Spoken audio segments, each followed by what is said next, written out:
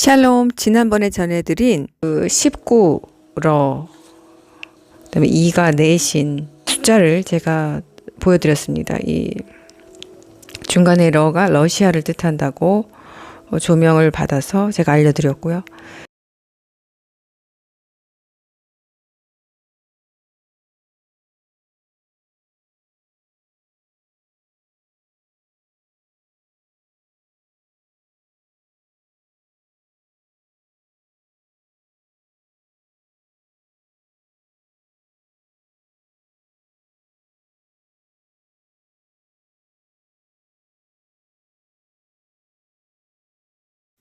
그리고 지금 다시 찾아보니까 이가 내신 히브리어 스트롱이 drizzle, light rain, pouring rain, to sprinkle, to scatter 이런 뜻이 있는데요. 밑으로 이렇게 내려가면은 여기에 a drop, dripping이라는 것이 있습니다. 이것은 이제 물이 가벼운 비, 그리고 그 밑에 의미에는 또 쏟아지는 비, 또 이렇게 뿌리듯이 물을 뿌리다, 깨부수다 이런 뜻도 있고, 작은 방울 이런 뜻들이 여기에 있는데, 지금 계속해서 주님이 우리 코이노니아에게 그리고 저에게 강조해 주시는 그 한 방울 물이 새다, 이 뜻과 동일한 것을 지금 제가 발견했습니다. 제가 이를 그때 찾아보지 않았었던 것 같은데, 여기에 보면 이 비에 관한 이 의미가 계속 나와 있습니다. 이 비는 지금 이 밑에 미닝에 pouring rain, 쏟아붓는 그런 비라는 뜻도 있고, 그리고 시작하는, 마치 몇 방울이 이렇게 똑똑똑똑 떨어지듯이 이제 비가 시작하는 뜻도 동시에 있습니다. 이것은 지금까지 알려주셨던 모든 것들하고 다 또 연결이 되네요. 이렇게 이 처음 시작했던 이 사인이 곧 이것은 이제 노아의 홍수가 이제 그 시작이 아주 임박하다는 그런 뜻입니다. 그리고 이 뒤에 이렇게 간판을 보면 이 태광 C.C. 삼거리 이렇게 나오는데, 이것의 뜻은 클태, 빛광, 그래서 큰 빛, 그리고 C는 알파벳 숫자의 세 번째 숫자죠. CC3이라는 것은 결국엔 333을 말합니다. 이렇게 이 코드화된 거는 우리 좋은 자매님이 풀어주셨는데, 제가 놓치는 부분을 우리 동역자인 좋은 자매님에게 풀어주셔서 너무 감사했습니다. 하나님은 숫자의 창조자시고 코드화 하시는데 정말 놀라운 그 장인이십니다. 그래서 이 코드를 풀어내기까지 성령의 조명이 필요한데, 이것들이 열리지 않을 때는 완전히 꽉 막혀 있다가 또 열어주실 때는 폭발적으로 열어주시는 거를 제가 보아왔습니다. 6월절 때 이걸 경험했고, 한우카 때 경험했고, 6월절 때 경험했고, 이번 장막절 때 또 경험했습니다.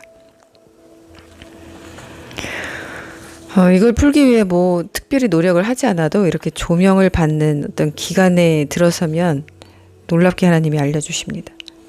그래서 이 19러 이거에 대한 것은 19와 2에 관한 것은 지난 시간에 나눴기 때문에 나누지 않겠습니다. 이것은 모두 심판을 뜻하며 그 flame of God, 하나님의 불꽃을 뜻합니다. 불꽃. 푸틴이 북한을 방문했던 19의 뜻도 알려드렸고요. 그래서 여기서 333, 큰 빛, 333을 우리 하나님께서 또 코드화해서 우리에게 보여주셨는데, 이것은 에스겔 33장 3절을 뜻합니다. 저에게 주신 사명입니다. 저에겐 두 가지 사명을 주셨는데, 파수꾼의 사명, 뿔라파를 불어서 위험이 올 때 경고하는 사명, 그리고 7영을 세우는 사역, 마지막 주님 오시기 전에 준비된 영혼들을 준비시키는 것, 깨끗한 세마포로 입도록 돕는 것, 두 가지입니다.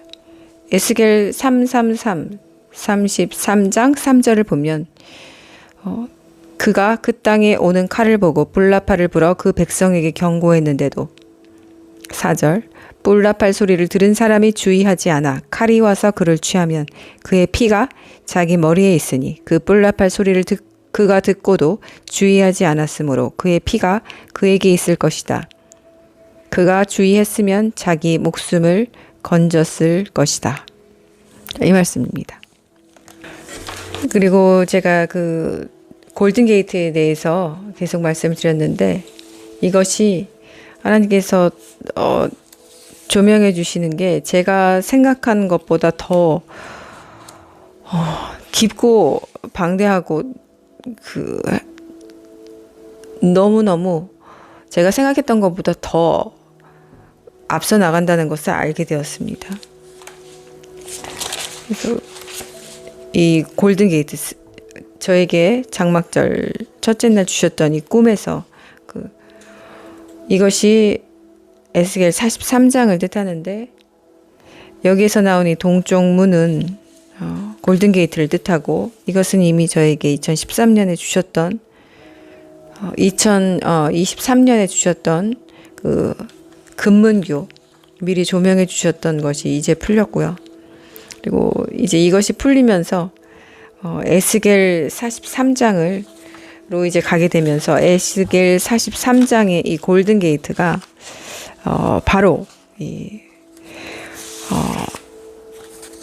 제가 이걸 또 조명해 주셔서 깜짝 놀랐는데 이것이 바로 저에게 2023년 11월에 주셨던 성곽의 둘레가 43이다. 이것에 사인인 것을 이제 알게 됐습니다. 성곽의 둘레가 43이다. 그래서 그것을 따라가니까 My father has gathered. 나의 아버지께서 모으신다. 또 휴거의 뜻이 모시고 계시는 그 휴거의 뜻이 있었는데 이 에스겔 43장에 그 바로 43인 것을 알게 되었어요. 그래서 지금 여기 나오는 이 하나님의 성곽, 하나님의 영광이 들어오는 이 근문, 황금문, 골든게이트, 동쪽으로 향한 그 문으로 들어오는 이곳이 하나님의 성곽입니다. 성곽. 그래서 이 43장에 보면은 하나님의 영광이 동쪽에서 오시는데 그의 소리는 많은 물소리 같았으며 땅이 그의 영광 때문에 빛났다. 7절에 보면 인자야 이곳이 내가 이스라엘 자손 가운데서 영원히 거할 내 보좌의 자리며 내 발바닥의 자리니 이스라엘 집 곧 그들과 그들 왕들이 다시는 내 거룩한 이름을 그들의 음행과 죽은 왕들의 시체들로 부정하게 하지 못할 것이다. 이 성곽의 둘레가 43이다라는 이 하나님이 주신 이 말씀이 에스겔 43장에 말하는 이 성곽, 이 하나님의 성막을 말씀하신다는 것을 이제 알게 되었습니다. 그래서 여기 보면 제단의 치수들이 나옵니다. 제단의 치수들이 나오고 뭐 1암만은 뭐 손바닥 너비를 더한 것이다. 그래서 제단의 뭐 밑받침의 높이, 그 땅의 밑받침부터 아래층까지 화덕의 높이, 뭐 큰 층, 길이, 너비, 그 계단들은 또 동쪽으로 향해 있고 여기에 43장에 보니까 그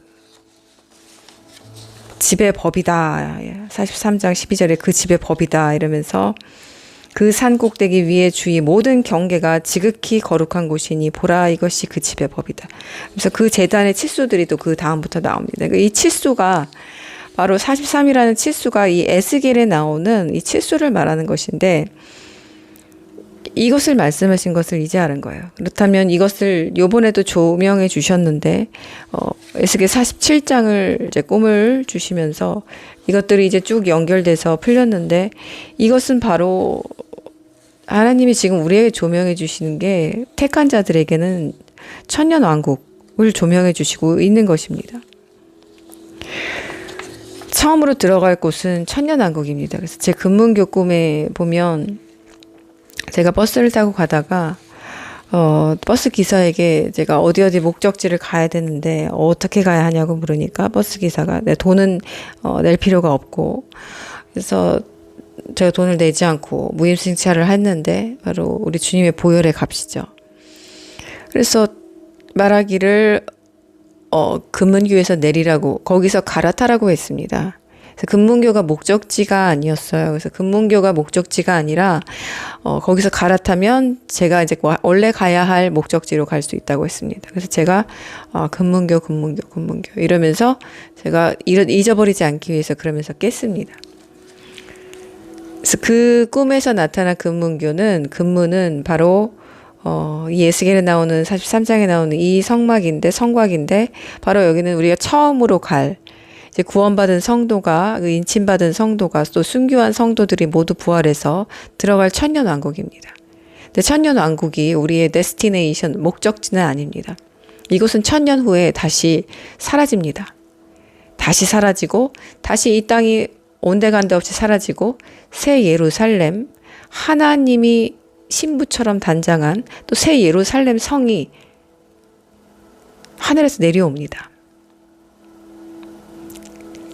정말 끝에 그 데스티네이션은 새 예루살렘이에요. 하나님의 아버지의 정말 손에서 단장된 신부처럼 단장된 그 새 예루살렘. 이제는 계시록이 거기서 끝이 납니다. 뭐 용이 다시 나올 일도 없고 다시 전쟁도 없고 뭐 나라와 나라의 이런 전쟁 또 마지막 전쟁 이 적그리스도 또 천년왕국 성도들을 또 이 치기 위해서 일어나는 이 악한 영들 하나님이 잠시 또 그때 천년 동안 이 사탄을 묶어놨다가 수령을 묶어놨다가 다시 이제 천년 후에 잠깐 풀어놓으신다고 하셨습니다. 없습니다. 그래서 이 금문교제 꿈에서 하나님이 조명해 주셨던 거는 바로 천년왕국이었어요. 천년왕국. 그것은 천년왕국이고 이제 거기에서 갈아타서 새 예루살렘 데스티네이션 목적지로 가는 거죠. 그래서 이번에 이 43장에 나오는 이 동쪽에서 오는 많은 물소리가 나는 곳 여호와의 영광이 그 집에 들어오는 곳 이스라엘의 성전산 안에 이 골든 게이트 안에 하나님의 제단 있는 곳입니다. 이곳에 천년왕국은 세워지게 됩니다. 다른 곳이 아니라 이스라엘의 천년왕국이 세워지게 됩니다. 그래서 하나님이 이곳을 계속해서 강조해 주시는 거였어요. 저는 잘 모릅니다. 뭐 이스라엘의 모든 것에 대해서도 잘 모르고 히브리어도 잘 몰라요.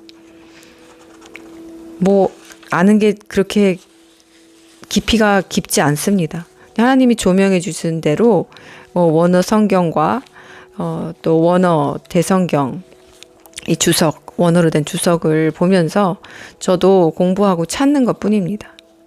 그리고 또 유대인들의 그 사이트에 들어가서 알아보는 거예요. 제가 이런 것들을 모두 알지 못합니다.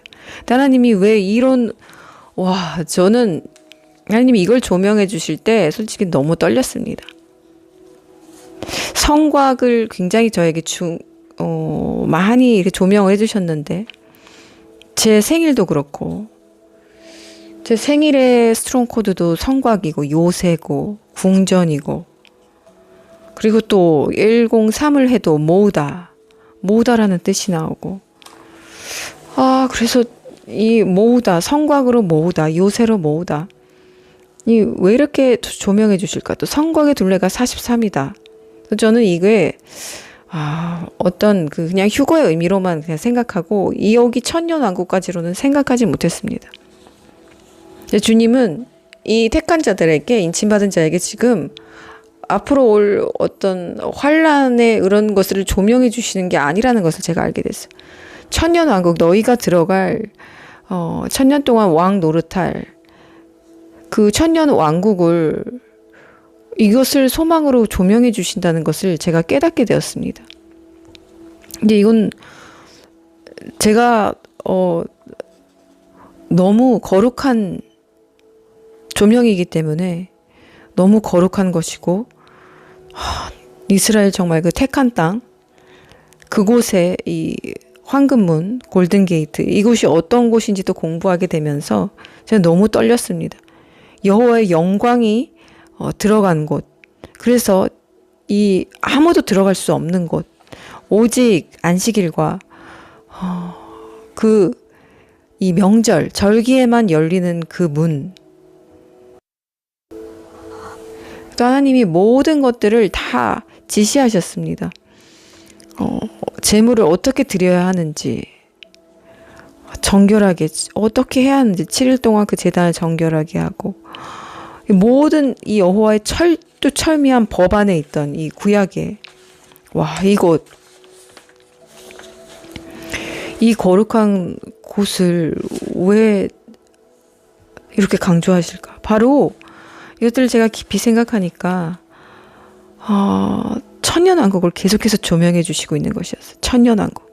너희가 갈 곳은 천년왕국이다.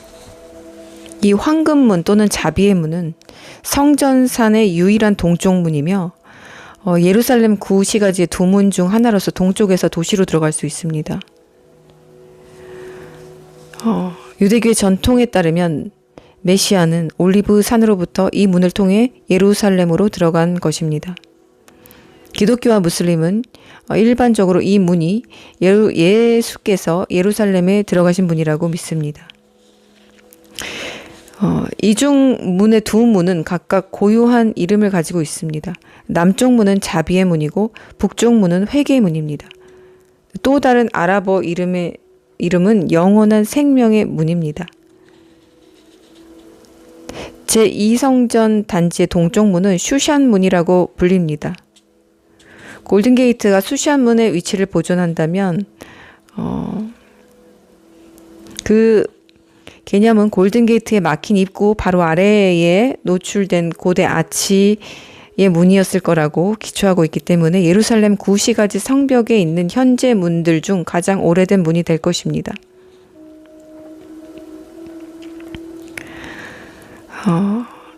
이곳은 실제로 제가 이렇게 유튜브를 찾아보니까 그 솔로몬 왕의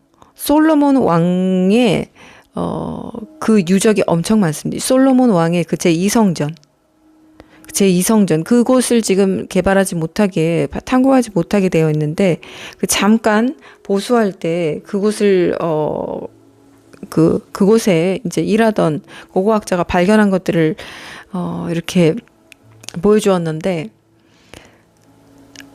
이 다윗의 왕과 솔로몬 왕 때 있었던 그 성전의 그 자리가 바로 그 골든게이트 안에 지금 그 황금돔 있죠. 황금돔. 그 자리인 것을, 그 자리에서 막 그런 것들이, 유적들이 막 나오는 것을 제가 보았습니다. 그래서 이 1970년대 이 문을 탐험한 네덜란드의 고고학자가 이 두 개의 거대한 기둥이 수샨문으로 생각되는 문의 오래된 구조물에 속하며 제1성전 시대의 것이라고 결론 지었다고 합니다. 그래서 이곳에 이 거룩한 하나님의 제1성전, 다윗의 1성전과 솔로몬 시대 제2성전이 있었고 이것이 바로 그 수샨문, 동쪽문, 그리고 그곳에 위치한 곳입니다. 너무너무 거룩한 장소입니다.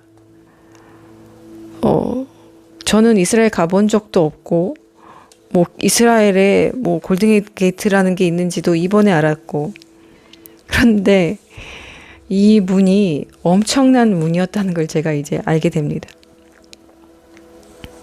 43장 7절 그가 내게 말씀하셨다. 인자야 이곳이 내가 이스라엘 자손 가운데서 영원히 거할 내 보좌의 자리며 내 발바닥의 자리니 이스라엘 집 곧 그들과 그들의 왕이 다시는 내 거룩한 이름을 그들의 음행과 죽은 왕들의 시체들로 부정하게 하지 못할 것이다.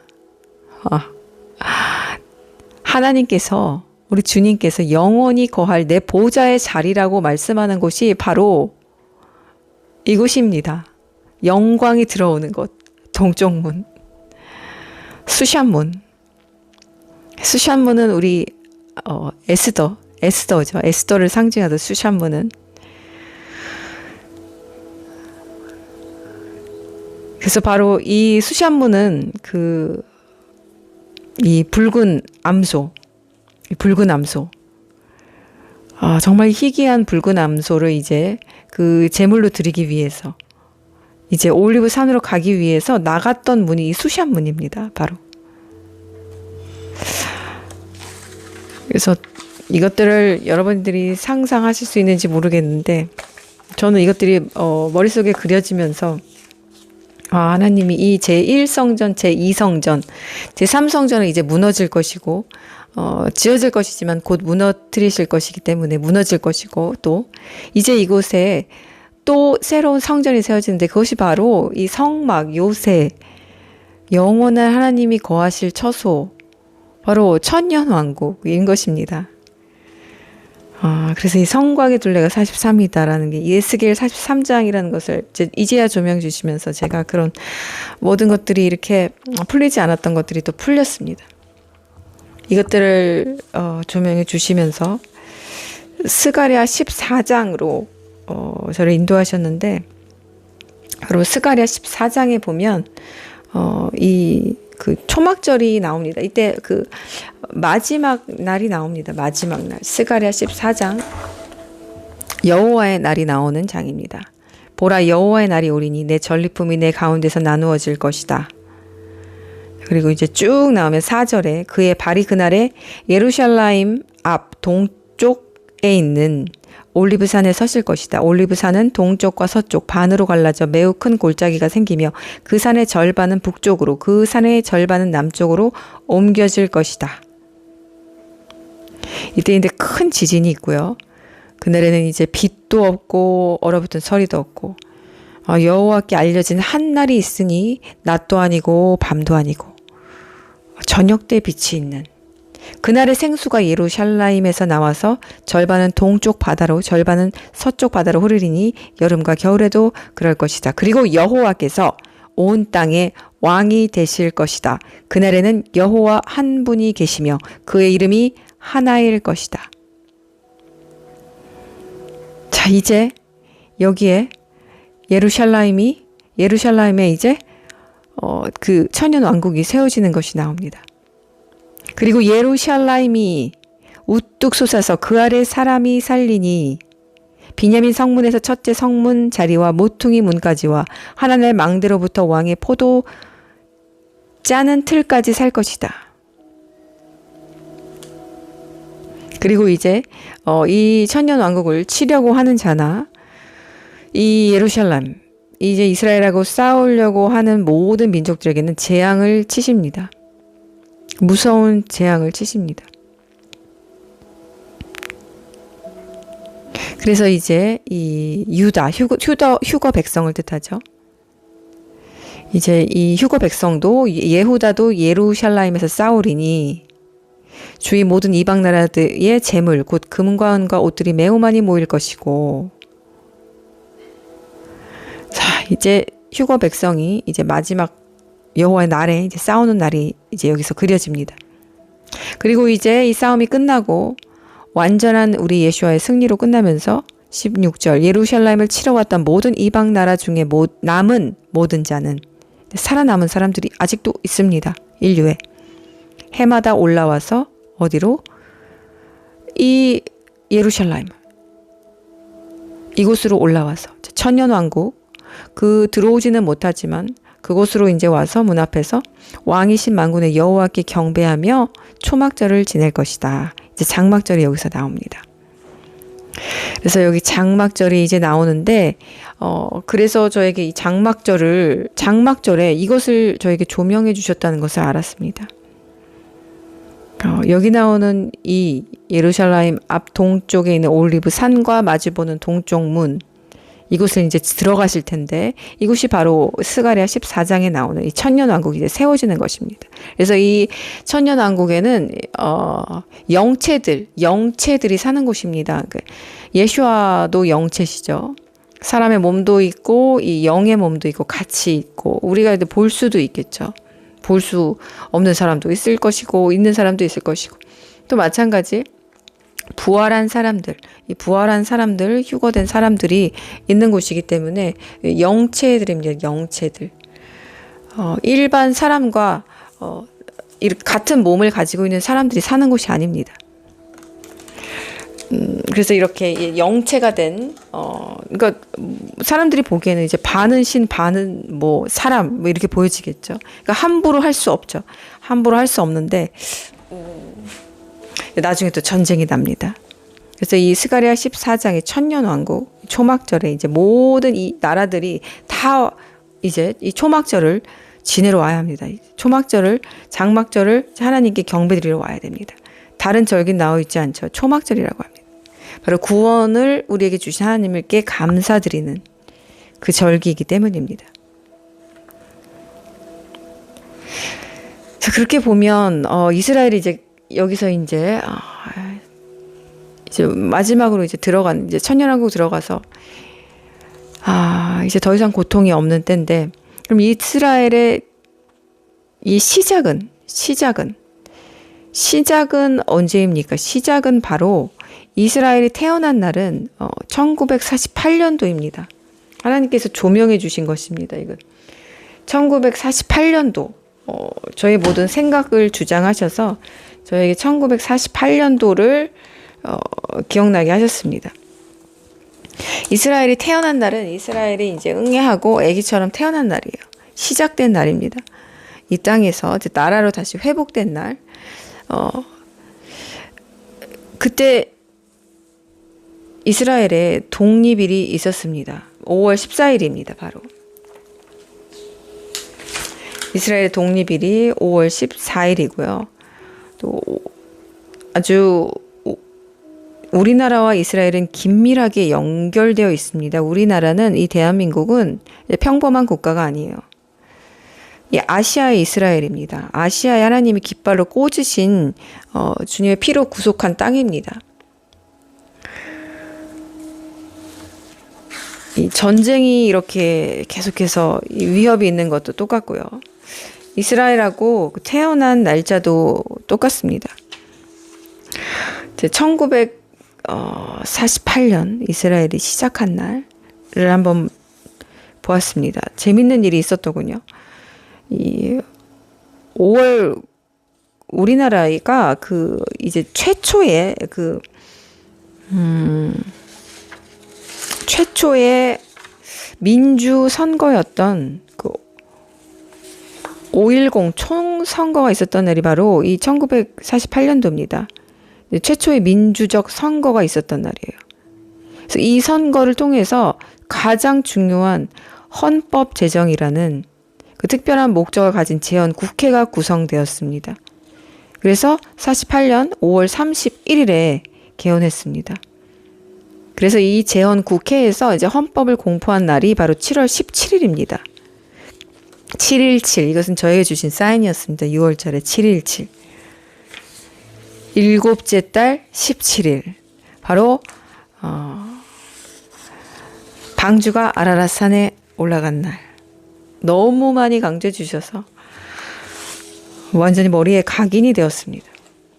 그래서 이 5월 10일은 정말 중요한 날이었어요. 우리나라에서. 헌법 제정, 가장 중요한 헌법 제정 이 임무였습니다. 5월 10일에.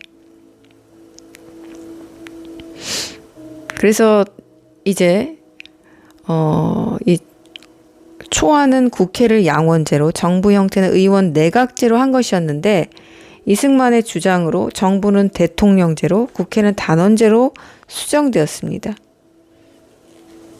이 재헌 헌법은 대한민국이 임시정부의 법통을 계승한 민주공화국이고, 바로 주권은 국민에게 있고 모든 권력은 국민으로부터 나온다는 점을 전문에 명확히 밝혔습니다. 이 재헌 헌법은 여기서 더 한 발 나가서 사유재산권을 인정하고 시장경제를 지향하면서도 평등주의 이념에 따라 국가의 경제 개입을 강조한 것이 특징이었습니다. 그러니까 이제 이 민주주의, 인격, 하나님의 인격을 가진 이제 최초의 그 나라가 이제 이 헌법이 제정되는 때가 바로 이제 1948년 5월 10일이었습니다. 그런데 이때 하나님의 사인이 있었습니다. 놀라운 하나님의 사인이 있었는데, 바로 우리나라에서 보이는 금환일식이 있었습니다. 우리나라에서 보이는 이 금환일식이 5월 9일에 있었습니다. 우리나라와 일본에서 관측이 가능했습니다. 그래서 이 1948년도에 무슨 일이 있었는지 쫙 이 구글에 쳐보면 5월에 나옵니다. 5월에 이 구글에서 나오는 이 5월 9일 1948년 5월 9일 일식 일본과 한국에서 금환일식이 관측되었으며 솔라사러스 137의 32번째 일식입니다. 여기 37의 사인이 또 나오고요. 우리나라가 원래는 그거 아십니까? 5월 9일 이 금환 일식이 있는 날에 이 헌법 제정 일로 원래 정해져 있었습니다. 그런데 이때 5월 9일에서 하루가 연기되었습니다. 그 이유는 무엇이냐면 왜 미뤄졌냐면 하루가 이 주일이 껴가지고 이때가 하필이면 또 주일이었습니다. 주일이었어요. 일요일 주일이었어요. 그래서 이 5월 9일이 주일이어서 교회 나가는 사람들이 워낙 많았고 우리나라에 그리고 또 이 금환일식이 겹쳐서 하루가 미뤄져서 5월 10일이 된 거예요. 헌법 제정일이. 이건 하나님의 놀라운 하나님의 사인입니다. 그러니까 1948년 이 5월 9일은 하나님이 하늘의 사인으로 평범하지 않은 날들이 될 것임을 이제 미리 보여주신 거예요. 하늘에.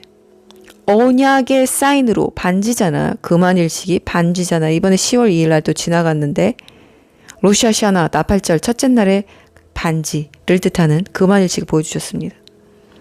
4월 8일 계기일식 완전히 어두워지는 심판과 금환일식 신부를 뜻하는 우리 소망을 주시는 언약의 사인을 보여주셨습니다. 그런데 이때 보여주신 것이 바로 언약의 사인입니다. 그래서 바로 이 금환일식 날에 우리나라가 원래 재헌국회 개헌, 이 헌법 제정이 있는 날이었는데 이것이 하루 밀려나서 5월 10일로 바뀌었던 것입니다. 이때 기록에 다 나와 있습니다. 또 이 우리나라의 5.10 이 최초의 민주주의 선거가 있었던 날은 월삭입니다. 로시 코데시 이야르입니다. 6월절에서 이제 이야르달로 넘어가는데 이제 중요한 오순절이 남아있죠. 네. 교회에 탄생한 오순절의 달 이야르달의 첫 번째 날로 월삭이었습니다. 월삭은 하나님께서 성회로 치시고 미크라 모임으로 치시는 나팔을 부는 아주 중요한 날 중에 하나입니다. 이 우리나라의 그래서 이 최초의 민주선거였던 이 5월 10일은 가장 중요합니다. 7월 17일보다 더 중요하다고 볼 수 있습니다. 이 재헌국회에서 헌법을 공포한 날이 7월 17일이니까요. 그래서 이것들을 알게 되면서 참 놀라웠고 그리고 이제 그 뒤로 7일 뒤에 정확히 금환일식이 5월 9일에 있었죠. 5월 9일에 있었는데 정확히 일주일 뒤인 5월 14일에 이스라엘의 독립선언이 이루어집니다. 놀랍지 않습니까, 여러분? 놀랍지 않습니까? 이 언약의 금환일식 이 반지 사인을 보여주시면서 이스라엘을 탄생시키신 거예요. 여호와 우리 하나님의 태에서 탄생시키셨습니다. 저는 이걸 보면서 너무 이 감동과 감격과 떨림과 정말 이런 것들을 동시에 느꼈습니다. 그런데 5월 15일 곧바로 1948년 5월 15일에 아랍과 이스라엘 전쟁이 이제 시작됩니다. 이 태어나자마자 이제 고난을 겪습니다. 태어나자마자 이제 전쟁이 시작됩니다. 그래서 5월 16일에 이제 하임 바이츠만이라고 이스라엘 초대 대통령으로 이제 선출되고요. 그리고 이때 정말 중요합니다. 1948년 8월 15일에 한국의 남쪽 절반이 대한민국 남한으로 건국됩니다. 그리고 9월 9일 9는 심판의 숫자입니다. 9가 둘이나 있죠. 19도 심판의 숫자였죠. 9월 9일 북한은 공식적으로 김일성을 총리로 하는 조선민주주의 인민공화국 북한을 선포합니다. 우리나라가 반으로 쪼개진 날입니다. 그리고 또 이때 사인이 있었는데 10월입니다. 10월 6일에 이때가 바로 나팔절 2일째가 바로 지난 다음 날입니다. 티슈리 3일째입니다. 티슈리 3일째 아슈가벳 지진이 있었습니다. 여기가 바로 그 투르크메니스탄이라고 그 이전은 소련, 지금은 이제 소련이 이제 다 병합됐는데 이 투르크메니스탄의 아슈가벳이라는 곳에서 7.3의 지진이 발생했습니다. 7.3은 우리에게 주신 사인이었습니다. 저에게 주신 사인이었고 우리에게 주신 사인이었습니다. 이 3773은 너무너무 중요합니다. 창세기 1장 1절에 주석을 보면 몇 장이 넘어갑니다. 그렇게 중요하기 때문에. 창세기 1장 1절에 그 모든 히브리어를 합하면 2701의 숫자가 나옵니다. 그런데 이것이 바로 37 곱하기 73의 숫자입니다. 다윗의 별을 이루는 숫자고요. 피라미드를 이루는 숫자고요. 이 3773에 대해서는 제가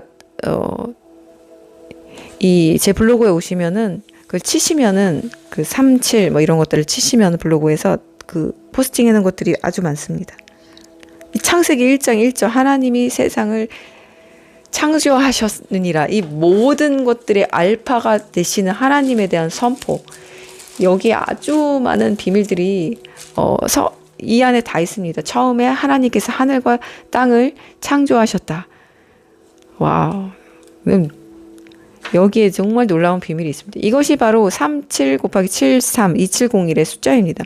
그런데 제가 여기서 두 번이나 발견했는데 5월 9일에 사러스 그러니까 137이었고요. 37을 여기서 또 발견했고 10월 6일에 이 아슈가바트 규모가 7.3의 지진이에요. 근데 거기서 다가 아니라 북이 37.95입니다. 여기에서 또 7337, 37.3에 또 동일한 사인을 저희가 보게 됩니다. 바로 터키 지진, 금문교 꿈을 꾼 날이었습니다. 그때 터키에서 3773의 사인을 보여주셨습니다. 이때 7.8의 지진이 났는데 이때도 진앙이 북위 37.2도, 동경 37도로 또 한 번 3737. 이때도 하나님이 컨펌을 해주셨습니다. 재확인을 해주셨습니다. 그런데 이 아슈가벳 지진에서 제가 또 이것을 발견한 거예요. 7337. 제가 이것을 왜 이렇게 보게 됐냐면 시작이 있으면 끝이 있는데 끝이 언제일까? 근데 끝을 관해서는 80년으로 성경에서 이 시편 90장 10절에서 이렇게 지정한 것처럼 마치 나온 것을 우리가 볼 수 있습니다. 시편 90장 10절에 보면 우리의 연수가 70이요 강건하면 80이라도 그 연수의 자랑은 수고와 슬픔뿐이요 신속히 가니 우리가 날아가나이다. 제가 이것을 보면서 또 하나님이 이리로 인도하실 때 또 계속해서 꼬리를 물듯이 어떤 것들을 인도해 주셨는데 그것에 대해서 잠시 나누겠습니다. 그래서 이 80, 그러니까 강건하면 80이면 80이 이제 끝이라는 말이죠. 그런데 이제 2028년이 되면 이제 이스라엘 80세가 됩니다. 이스라엘이 80세가 돼서 1948년부터 시작해서 80세가 되는 게 2028년입니다. 지금으로부터 4년 정도가 남았죠. 타임라인을 이렇게 대충 보면 지금이 어느 때인가를 여러분들이 감을 잡으실 수 있을 겁니다. 하나님 참 너무 은혜롭고 자비로우셔서 우리에게 마냥 어떤 그냥 넉놓고 이렇게 주님을 기다리거나 살아가지 못하도록 하시기 위해서 이렇게 많은 힌트들과 사인들과 이런 코드들을 성경에 많이 넣어 두셨습니다. 그래서 이 강건하면 80년이다. 2028년이 80세가 되는 해라면 이제 강건이 끝나면은 그 다음에 어떻게 되는 거죠? 그 년수의 자랑은 이제 수고와 슬픔뿐이요 신속히 가니 우리가 날아가나이다. 다 부질없다는 거죠. 그런데 자, 그 다음부터는 이제 이스라엘의 고난, 환란, 재앙이 닥치는 때가 옵니다. 80이 지나면요. 또다시 회복시키시지만 그 고난의 불같은 그 포도즙 틀을 통과해야만 합니다. 이스라엘과 모든 이방 나라들은. 그래서 90장, 시편 90장 10절을 보면서 제가 놀라운 것들을 발견했는데요. 바로 여기에 또 휴거의 사인이 있었습니다.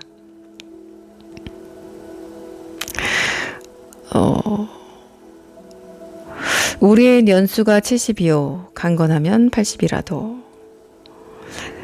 자, 여기 이것을 히브리 직역으로 보겠습니다. 직역으로.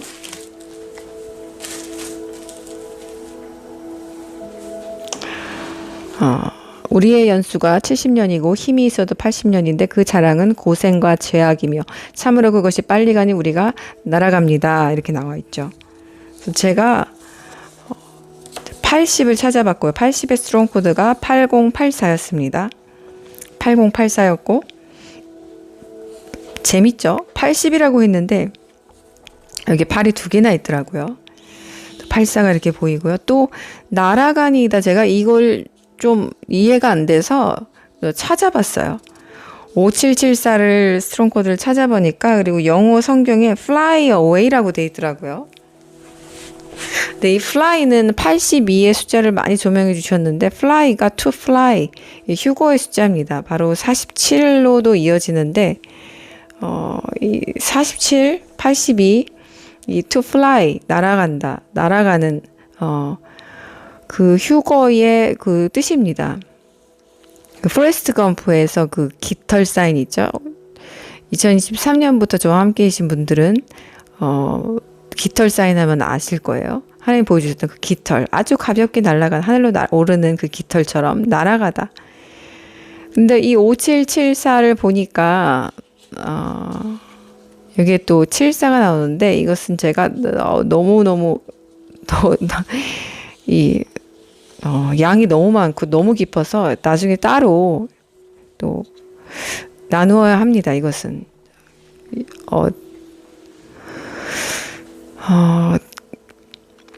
그래서 여기에서 지금 5774가 나온 곳을 찾아봤어요. 제가 제 눈에 띄는 곳을 그냥 찾아봤는데 바로 시편 55편 6장으로 가봤습니다. 시편 55장 6절로 가보니까 이제 그 시편 55장 자체가 보니까요. 그 지금입니다. 지금의 때입니다. 그 해산 전의 그 고통과 그리고 이제 휴거도 여기 나오고요. 그 휴거 전에 그 어떤 이 환란의 때가 여기 나오더라고요. 이것을 깊이 읽어 나가는데 제가 깜짝 놀랐습니다. 55장에 이런 비밀들이 숨어 있는 걸 보고 주님께서 어떻게 저를 또 정확하게 시편 90편에서 스가랴 14장에서 시편 90편에서 또 시편 55편으로 인도를 하셨는데 시편 55장 4절에 보면 제 직역성경은 5절입니다. 제 마음이 제 속에서 고통스러워하며 죽음의 공포가 저를 덮칩니다. 여기에서 이 고통스러워하다라는 2, 3, 4인은 바로 그 출산의 고통을 뜻합니다. 몸을 꾸며 괴로워하는 것을 묘사하는데 바로 이 출산하는 여인의 고통을 말하고 이것이 바로 그 휴거 전에 해산이 임박할 때 그 진통 마태복음 24장 8절에 나오는 바로 그 출산의 고통입니다. 바로 이제 대환란 전에 7년 환란 전에 휴거 전에 있는 이런 해산이 임박한 근데 그래서 제가 이 고통스러워하다 이 해산에 대해서 제가 또 찾아보니까 이사야 13장 8절로 넘어가더라고요. 이사야 13장 8절에도 이 2, 3, 4이 이 해산의 고통이 나오는데 여기에 유다와 그 주변 열강 10개국에 대한 심판의 경고의 내용이 나옵니다. 그러니까 바벨론에 대한 하나님의 심판이 예언된 장입니다. 그리고 여기에 또 소집이라는 것이 나오는데 또 여기 해산이 임박한 여자의 고통, 여기서 또 불이라는 플레임이라는 또 말도 나옵니다. 그래서 이 고통은 이제 해산의 아주 임박한 그 고통을 말하는데요. 그래서 여기 이제 이사야 13장 8절에 가보면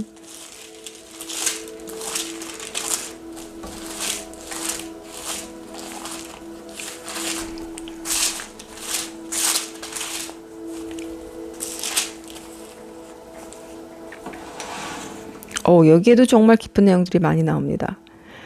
이사야 13장 8절에 보면 이제 귀인들의 문이 나오고요. 2절에 귀인들의 문, 바로 578호를 뜻합니다.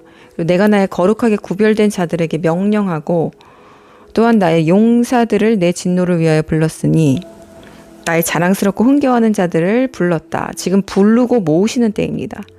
그래서 이제 4절에 군대를 소집하셔서, 소집한다는 말이 나오고요. 소집은 미크라에서 나오는 소집도 마찬가지입니다. 여기서는 파카드인데 소집의 그 회중을 소집하는 이 gather, 모으다, 이 뜻도 여기 들어가 있는 것을 봅니다. 그래서 이제 여호와의 날이 가까우니 전능자로부터 파괴가 온다. 그리고 그 다음 8절, 이제 모든 손이 풀리고 인간의 온 마음이 높고 무서워 떨며 고통과 진통들이 그들을 사로잡으니, 여기서 이제 진통이 또 해산하는 여인처럼 그들이 진통할 것이다. 마태복음 24장 8절에 그 진통입니다. 그래서 여기서 이웃끼리 놀라 쳐다보며 그들의 얼굴이 달아오를 것이다. 여기 달아오른다는 플레임입니다. 플레임. 282 플레임인데 이것이 수치와 수치를 뜻하기도 하고요. 그리고 하나님의 그 심판으로 인한 그 두려움으로 심판의 불을 뜻하기도 합니다. 그래서 여기 하늘의 별들과 그 성자들의 빛을 비추지 못하고 해가 나와도 어둡고 달이 빛을 밝히지 못할 것인데 여호와의 이제 날이 나옵니다. 하늘을 내가 흔들게 하리니 그 땅이 그 자리로부터 진동할 것이다. 여기에서 그 어떤 힌트가 나오는데요. 그 밑에 쭉 보시면 15절, 눈에 띄는 모든 자는 칼에 찔릴 것이고 잡히는 자는 모든 자는 칼에 찔려 쓰러질 것이고 그들의 어린아이는 눈앞에서 메어쳐지고, 이거 메어치다는 세게 던져져서 산산조각 날 것이다 라는 뜻입니다. 그러니까 아주 무자비하죠. 이런 사람들은 딱 있습니다. 한 족속들, 그 무슬림이죠. 네. 이들은 은에 관심이 없고 금을 기뻐하지 않은 마디아를 그들에게 일으키리니, 네, 메대 사람들, 바로 이들이 그 무슬림들입니다. 무슬림들, 알라를 믿는. 그래서 전혀 자비를, 아이들을 불쌍히 여기지 않는, 뱃속의 열매에게도 자비를 베푸는, 이들은 이것들을 기뻐합니다. 그 연약한 자들, 이런 자들을 죽이고 괴롭히는 것들을 아주 기뻐합니다. 아내들은 욕을 당할 것이고, 집들은 약탈당하고 아내들은 욕을 당하고, 경제적, 물질적, 모든 파괴가 오고, 이 수치를 뜻합니다. 항상 있는 여자들이 많이 이제 그 성적 노예로 이제 소유물이 돼서 강간을 당하고 수치를 당하는데, 이런 것들을 다 나열합니다. 그 날이 오는 것, 이스라엘에 이제 파괴가 오는 것을 뜻합니다. 그래서 이것들이 이제 이사야 13장 8절에 있으면서 여기에서 쭉 이제 그 날이 어떤 날인가를 우리에게 이제 보여주고 있죠. 그래서 이 같은 시기예요. 그러니까 이것들이 다 같은 시기인데 이 시기에 어떤 일들이 일어나는지 우리가 알 수 있다는 것입니다. 이것을 통해서. 그래서 이 해산 임박의 고통, 전, 이것은 제가 보기로는 첫 번째 휴거가 아니라 두 번째 휴거로 생각이 됩니다. 왜냐하면 마태복음 24장에 나온 휴거는 두 번째 휴거를 말하기 때문에, 아주 많은 무리들의 휴거를 말하기 때문에 두 번째 휴거인데, 그 전에 이스라엘의 이 포위가 있을 것이라는 거고, 그리고 이 90장에 이 나라간이다. 이것은 이제 휴거의 사인인데, 여기에서 6절에 보면 55장, 이제 55장으로 넘어가서 날아가니 나를 또 찾았습니다. 55장에도 이 5774가 나오는데 여기에서 재밌는 걸 발견했는데 바로 앞에 3123의 카이 요나가 나옵니다. 이것은 비둘기 같이라는 뜻인데 여기에서 요나 사인이 나옵니다. 그러니까 요나가 바로 dove, 그 비둘기라는 뜻이에요. 요나가 비둘기라는 뜻이었다는 걸 저는 몰랐습니다. 왜 이걸 제가 찾아보지 않았을까요? 어떻게 이걸 안 찾아봤는지 모르겠는데 요나가 비둘기예요. 여러분, 계기일식은 요나의 사인이었고, 즉 휴거의 사인이었고, 주님의 신부들에게 경고의 메시지, 소망의 메시지를 주는 사인이었습니다. 아주 큰 사인이었죠. 근데 여기서 이 비둘기같이 번역된 카이오나에서 비둘기는 집비둘기가 아니라 산비둘기를 의미하는 단어라고 합니다. 그래서 여기서 비둘기처럼 이 고통스러운 현실을 떠나 아주 조용한 그 산속으로 안식처로 날아가고 싶은 그 심정을 표현한 구절입니다. 여기에서 비둘기같이 내가 날아간다고 합니다. 그런데 이것이 하필이면 요나예요. 요나같이 날아간다는 뜻이에요. 그래서 이 55장 6절에 또 그 다음 7931에 웨이시코나 편히 쉬리로다 at rest, 편히 쉬리로다, 이런 말씀이 나옵니다. 비둘기같이 내가 날아가서 편히 쉬리로다. 시편 55장을 깊이 보세요. 깊이 보시면 이 안에 하나님의 정말 놀라운 사인이 있고요. 그리고 55장의 그 15절에 보면 하나님의 집에서 군중 속에 걸어 다녔던 바로 너, 인간, 내 벗, 내 동료, 내 친구라니. 그러니까 이 자가 누구냐면 바로 나를 모욕하는 자가 원수가 아니라 바로 가장 가까웠던 내 친구, 내 벗이었다는 것입니다. 이 아히도벨의 배신을 말하는 건데요. 다윗이 가장 친했던 친구의 배신인데 이제 다윗이 여기서 많이 이제 충격을 받죠. 바로 이 가장 하나님의 집이면 하나님의 집은 교회죠. 교회의 배신을 말합니다.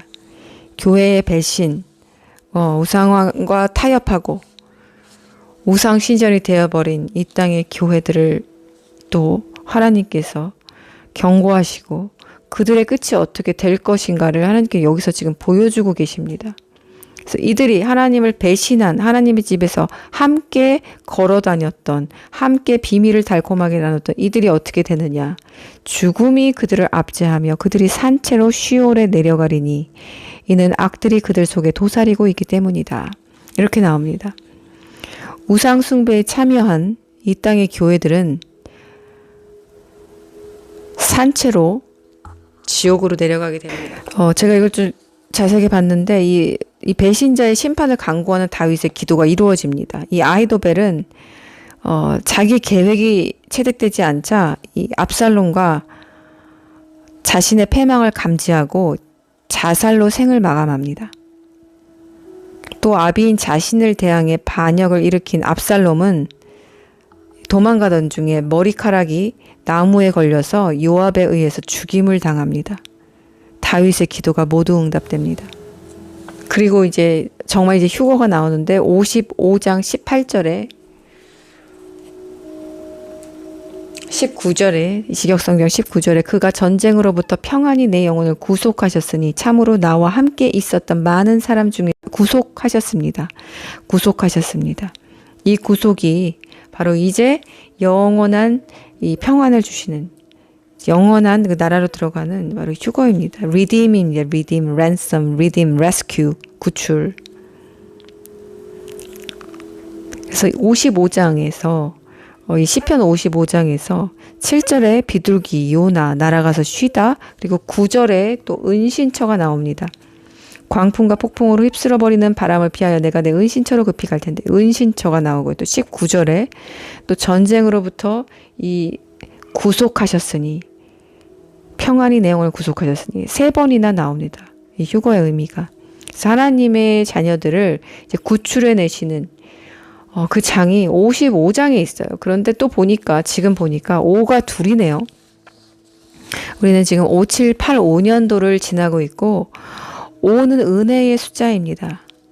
5가 둘이면 더블 은혜죠. 더블 은혜. 우리는 지금 더블 은혜에 있습니다. 55장 중요합니다. 55장 중요해요. 55장에 저는 이렇게 많은 그 사인들이 있는 줄 몰랐습니다. 요나가 비둘기라는 것도 몰랐고요.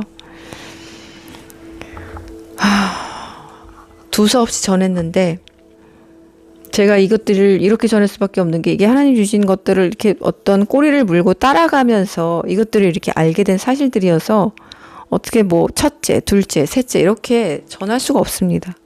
그래서 제가 전하기 위해서 고민을 많이 했는데 이것들을 따라간 것들을 어쨌든 쭉 정리해 드렸는데 이것들을 저희 그 코이노니아 멤버들은 노트에 기록을 하셔야 될 거예요. 저는 이것들이 다 이렇게 기록되어 있고 그리고 이렇게 문서해서 프린트해서 다 이렇게 해놨습니다. 이렇게 안 하면 저도 정리가 안 돼요. 너무 많아서 지금 제가 전해드린 것만 해도 이게 한두 가지가 아니죠. 이것들을 기록하면서 들으셨는 것을 저는 추천합니다. 장막절 1일에 우리에게 주셨던 그 19러 이 태광 삼거리온을 전해드렸고요. 이것이 에스겔 33장 3절에 파수병의 경고라는 것을 설명해 드렸고요. 또 스가랴 14장에 나오는 이 천년왕국 초막절에 이제 마지막 날에 모두 초막절에 이제 이 지켜야 하는 것들을 제가 알려드리면서 이스라엘의 시작을 또 하나님이 따라가기 위해서 시편 90편으로 따라갔고요. 그리고 또 이 이스라엘의 시작인 1948년도의 비밀을 알려드렸고요. 또 이 금한일식이 우리나라 5월 10일에 1948년에 있었던 것을 알려드렸습니다. 금한일식에 있었던 날에 우리나라는 이 민주주의, 이 헌법 제정 이것이 원래는 계획되어 있었지만 하루가 밀려났다고 알려드렸고요. 그래서 우리나라의 이 탄생이나 마찬가지예요. 우리나라의 생일과 탄생과 이스라엘의 탄생이 거의 뭐 비슷합니다. 며칠 차이가 안 나요. 그리고 이 금한일식이 있었던 9일 이후로 7일 이후에 정확히 14일에 이스라엘이 탄생했습니다. 그리고 이스라엘이 이제 또 아랍과의 전쟁에 들어갑니다. 이것이 왜 중요하냐면 시작이 있으면 끝이 있는데 이 끝이 바로 시편 90장 10절에 나온 80년, 강건에도 80년이라는 것이었고 80년이 되는 해가 바로 2028년이라는 것입니다. 어떤 시기적인 것을 제가 힌트를 드렸고요. 그리고 또 이 90장으로 가다 보니까 하나님께서 또 저를 시편 55편으로 스트롱 코드로 같은 코드로 인도하시면서 이렇게 또 시편 55편에도 마찬가지로 어떤 시기적인 것과 또 휴거의 산이 이렇게 많이 나온 것 그리고 마지막으로 아히도벨의 배신 바로 우상 숭배에 참여했던 이 땅의 교회들에 대한 심판의 경고를 또 마지막으로 하나님께서 보여주셨습니다. 이것들이 정리가 되시나요? 저는 이 한국식 설교 스타일로 첫째, 둘째, 셋째 이렇게 하지 않습니다. 이렇게 하지 않고 하나님 주신 것들을 이렇게 펼쳐가면서 하는 그렇게 알려드리기 때문에 머리가 정리가 안 되시는 분들도 꽤 많으실 거예요.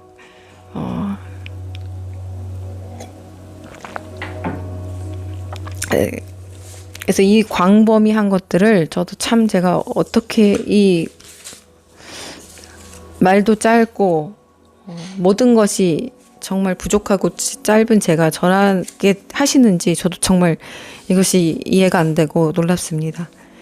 하지만 들을 자는 듣고 어차피 듣지 못할 자는 못 듣는다는 것을 저는 압니다. 그래서 마음이 이렇게 급한 것은 없어요. 6월절에는 이게 하나님이 직접 주신 하늘의 사인이라서 제가 마음이 너무너무 다급했어요. 왜냐면 이걸 한 명이라도 더 들어야 되기 때문에 봐야 되기 때문에 이거 뭘 의미하는 계기일식인지 알아야 되기 때문에 마음이 너무너무 다급했는데 지금은 그렇지는 않습니다. 들을 자는 듣고 듣지 못할 자는 듣지 못하기 때문에 이걸 그래서 어쨌다는 거야? 이런 분들에게는 더 이상 할 말이 없어요. 그래서 주님께서 저에게 이 흐르는 물, 쭉 내려오는 그 제 저택에서 흐르는 물은 이 천년 왕국을 조명해 주시고 새 예루살렘을 조명해 주시는 건데, 우리에게 지금 이 놀라운 것들을 비전으로 펼쳐 주시고 계십니다. 너희가 바라보아야 할 것은 이 환란이 아니라, 거쳐가는 환란이 아니라 이후에 열릴 영원한 생명의 성곽이다. 영원한 요새이다. 이때를 바라보고 인내하고 참고 사랑하고 희생해라. 저는 이렇게 요약합니다. 이때를 바라보고 참고 인내하고 사랑하고 희생하라.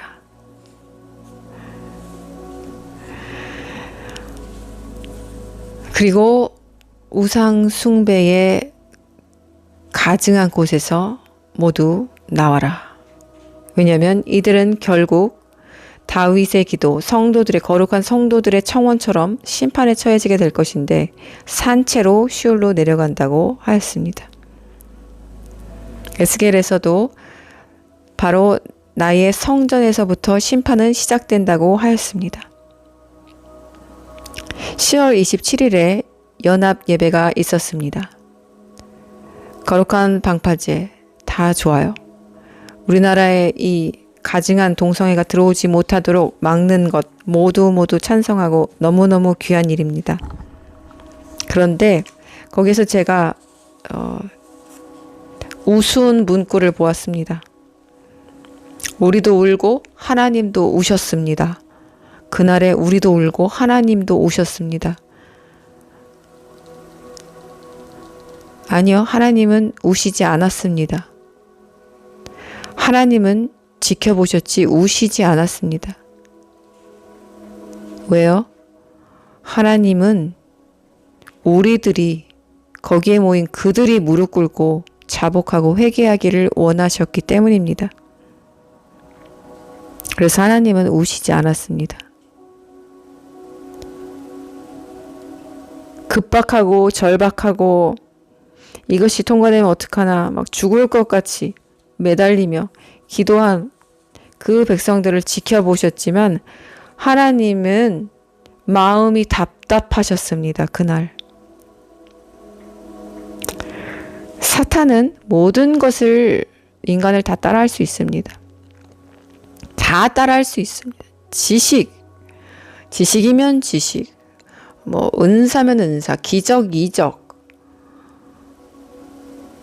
사랑도 거짓 사랑, 희생만 빼고 거짓 사랑, 위로, 평안, 거짓 평안 다 흉내낼 수 있어요. 성경에 있는 거 모든 거 다 흉내낼 수 있습니다. 그런데 뭐만 흉내내지 못합니까? 거룩, 아가페 사랑, 희생, 용서, 이것은 할 수가 없습니다. 사탄은.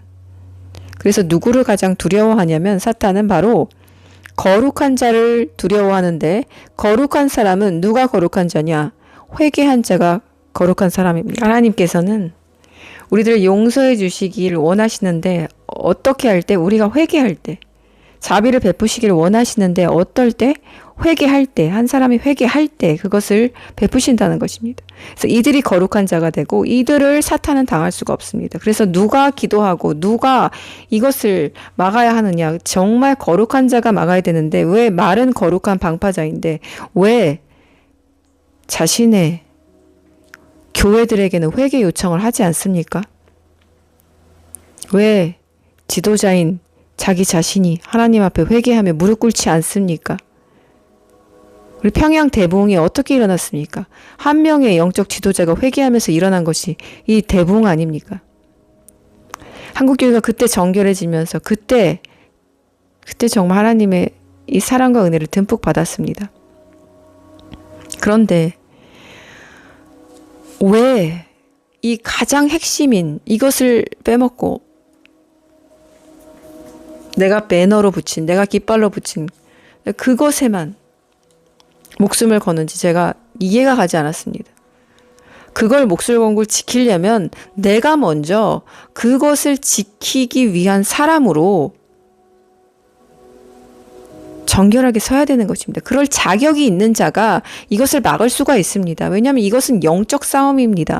영적 싸움인데 이 사탄을 우리가 싸워서 이기려면 내가 전신갑주를 입어야 하고 내가 거룩한 자가 되어야 하고 내가 정결하게 내가 회개한 자가 되어야 하는데 한국 교회 자체가 썩은 물 안에 고여있는 물 안에 있는데 이것이 어떻게 가능한단 말입니까?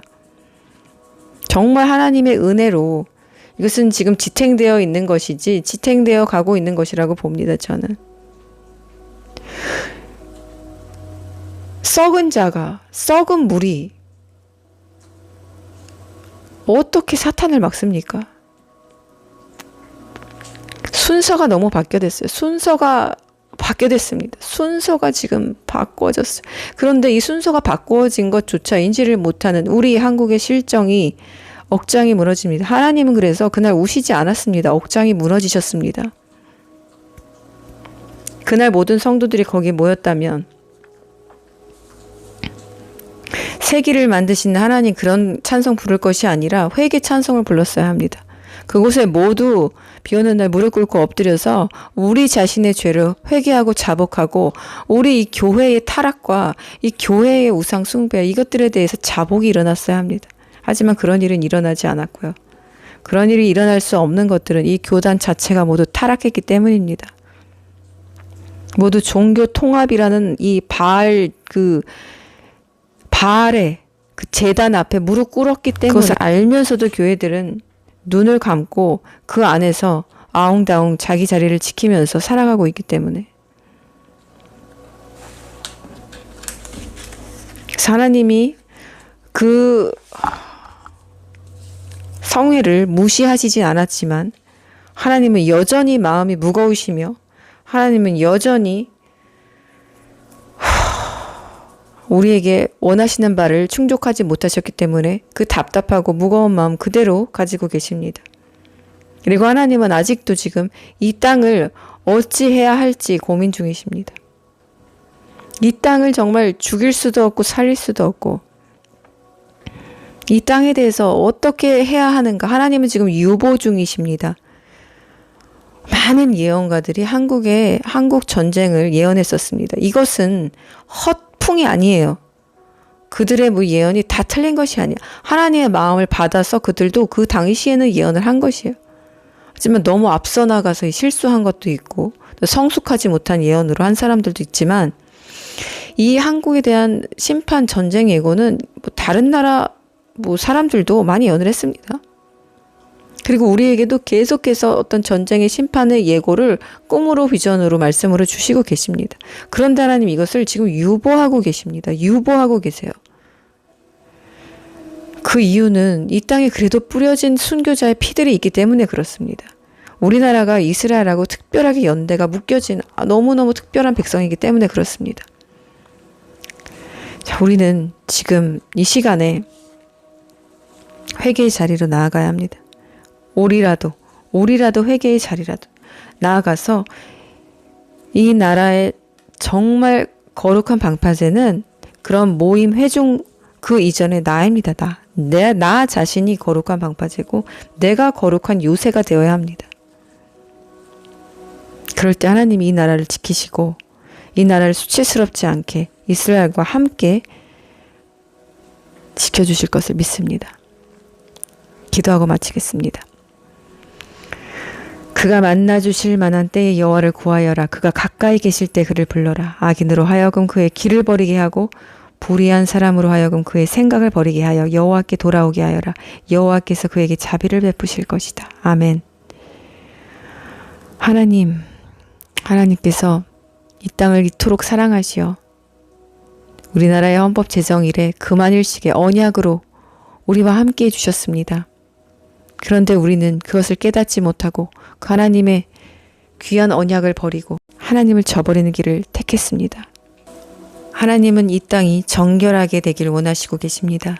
하지만 우리는 아직도 눈이 멀고 귀가 멀어서 하나님의 뜻을 알지 못하고 앞을 보지 못하고 듣지 못하여 헛된 곳만 바라보고 있습니다. 아버지 이 땅을 긍휼히 여기시고 불쌍히 여겨주시어서 이 장님된 자들의 눈을 뜨게 하시고 귀머거리가 된 자들의 귀를 열게 해주셔서 지금 우리가 어디에 서야 하는지 어떻게 나가야 하는지 지금이야말로 우리가 주님의 성전산에 올라 우리의 가장 귀한 재물을 가지고 주님 앞에 예물을 드리며 화목제로 이 회개의 제물을 드려야 하는 때를 우리가 알게 해주시고, 이렇게 우리가 회개할 때에 주님 이 땅의 남은 자들을 보호해 주시옵시고, 아버지 이 땅의 남은 자들에게 긍휼을 베풀어 주셔서 그들이 동으로 가나 서로 가나 어디로 가나 아버지 그들의 죽음을 통과하여 결국에는 이 땅이 회복되는 때에 우리 모두 이 민족이 하나님께 영광 돌리는 축복된 민족으로 함께 만나게 도와주시옵소서. 이 아직도 짧은 시간이 남아있는 이 때에 우리가 1년을 허비하지 않도록 도와주시옵시고, 마지막까지 주님의 주신 사명을 완수하기 위하여 성령 충만함을 입어 우리가 그날까지 주님과 완주하게 도와주시옵소서. 다시 오실 우리 주 예수와 마시아의 이름으로 기도합니다. 아멘.